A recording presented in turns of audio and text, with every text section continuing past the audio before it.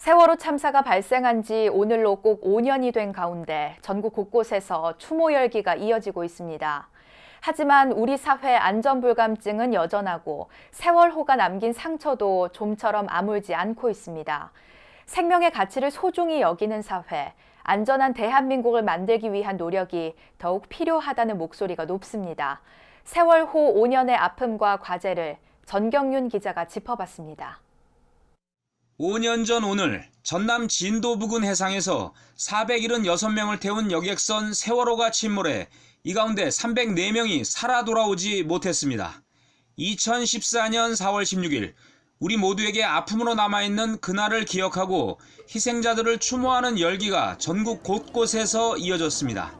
서울 광화문 광장은 지난 주말부터 세월호를 상징하는 노란색 나비 등 노란색의 물결로 가득 찼습니다. 시민들은 세월호 희생자들을 기억하자는 의미로 노란 나비를 어깨에 붙였습니다. 이 노란 어깨에 붙이는 노란 나비는 희생자들을 기억하자는 의미가 있고요. 또 하나는 이거를 하려고 했을 때 나비 효과가 생각이 났어요. 그래서 우리가 이런 나비를 어깨에 달므로 해서 우리가 염원하는 진실이 그 어딘가에 닿기를 바라는 마음에서 시작하게 됐습니다. 세월호 희생자 유가족을 비롯해 시민들은 촛불을 들고 참사로 희생된 고인들을 추모했습니다. 세월호 5주기를 맞아 전국 곳곳에서는 다양한 문화 행사와 추모 공연, 퍼포먼스가 펼쳐졌고 진상규명과 책임자 처벌을 촉구하는 목소리도 이어졌습니다. 불교계도 세월호 참사 이후 지난 5년간 희생자들의 넋을 위로하고 유가족들과 아픔을 함께 나누는 데 앞장서 왔습니다. 세월호 사고 해역에 임시 법당을 설치해 기도를 올리고 스님과 불자들은 부처님의 자비정신을 실천하기 위해 노력을 아끼지 않았습니다.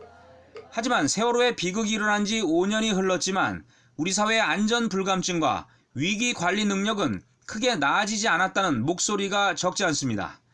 세월호 사고의 책임과 진상규명 등을 둘러싼 정쟁과 갈등이 계속되면서 여전히 우리 사회의 화합을 가로막는 걸림돌로 작용하고 있다는 지적도 나옵니다.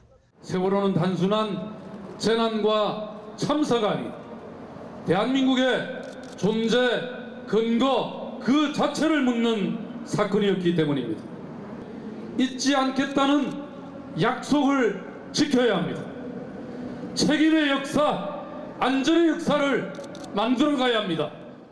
전문가들은 물질 만능주의, 인간의 탐욕과 이기심이 세월호와 같은 대형 재난사고를 일으킨다면서 더불어 사는 사회, 생명의 가치를 소중히 여기는 사회를 만드는데 힘을 모아야 한다고 입을 모았습니다.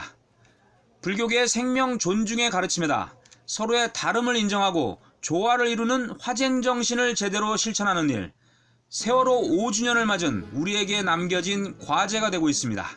BBS 뉴스 정경윤입니다.